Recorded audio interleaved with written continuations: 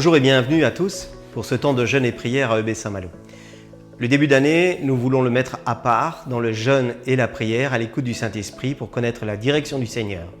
Chaque jour, vous allez retrouver sur la chaîne YouTube EB Saint-Malo une vidéo pour jeûner et prier ensemble. On compte sur vous. Faites-nous retour aussi des pensées du Seigneur et de ce que le Saint-Esprit vous aura mis sur votre cœur. Bon temps de jeûne et de prière.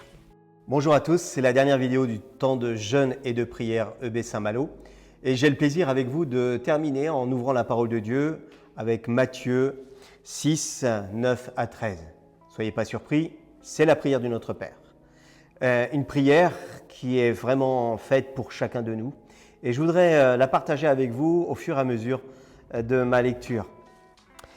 Nous voyons donc que ce Notre Père se présente avec un intérêt pour chacun de nous. Voici comment vous devez prier, dit Jésus à ses disciples. Premier point, c'est cette relation avec Dieu, en s'adressant à Dieu comme notre Père. La prière souligne l'intimité et la proximité pour chacun des croyants, pour nous tous, que nous pouvons avoir avec lui. Notre Père. Il est proche de toi. Il est là pour toi. Deuxième point, la sanctification du nom de Dieu. Que ton nom soit sanctifié. Ça exprime le désir que le nom de Dieu doit être respecté et honoré. Que nous ne le prenions pas à la légère, comme souvent nous pouvons l'entendre. Entendre Dieu nommé comme ça, comme si c'était un ami, un copain. Dieu, c'est le créateur de l'univers. Troisièmement, le royaume de Dieu. Que ton règne vienne. Ça évoque l'aspiration de voir la volonté de Dieu s'accomplir pour nous, pour répondre aussi à tous nos besoins, que son royaume vienne, que son règne vienne, c'est qu'il ait toute la place, qu'il soit le premier aussi dans ta vie, le premier dans tes choix, le premier dans tes désirs. Ensuite, quatrièmement, la provision divine. Donne-nous aujourd'hui notre pain quotidien. C'est reconnaître notre dépendance envers Dieu dans tous nos besoins matériels. Et s'appuyer aussi sur ses promesses. Il nous dit qu'il prendra soin de nous et qu'il ne permettra pas que nous manquerons de quoi que ce soit. Il pourvoit à tous nos besoins. Ça demande aussi de mettre notre foi en action, de nous appuyer sur lui. Cinquième point, le pardon.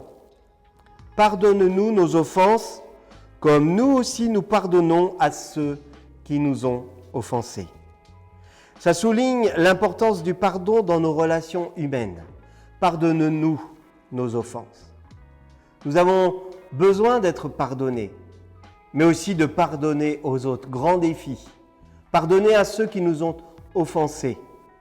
Je soulignerai juste que le pardon est souvent synonyme de guérison, synonyme de libération, de délivrance.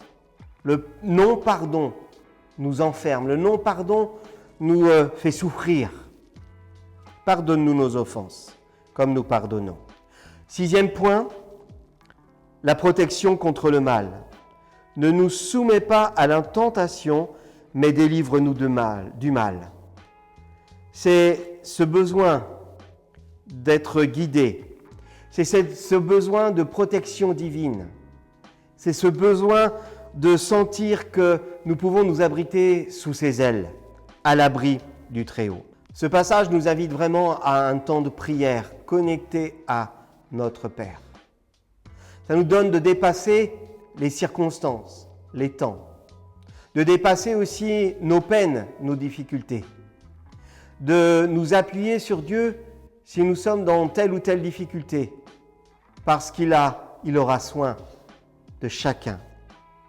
Alors, dans un temps aussi de prière, de jeûne, venir avec un cœur repentant, demandant pardon, c'est un temps où nous allons pouvoir vivre les temps de libération.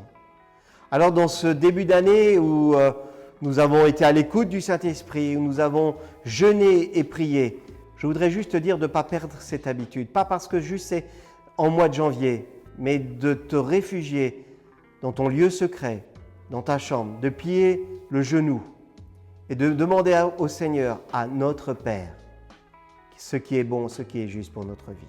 Pour conclure, nous avons programmé ce soir, ici même, dans ces lieux, un temps de réveil, une soirée où nous allons louer, adorer, rechercher ensemble la voix de Dieu à l'écoute du Saint-Esprit. Je t'invite à partir de 19h30 ici même, soirée réveil. À tout à l'heure.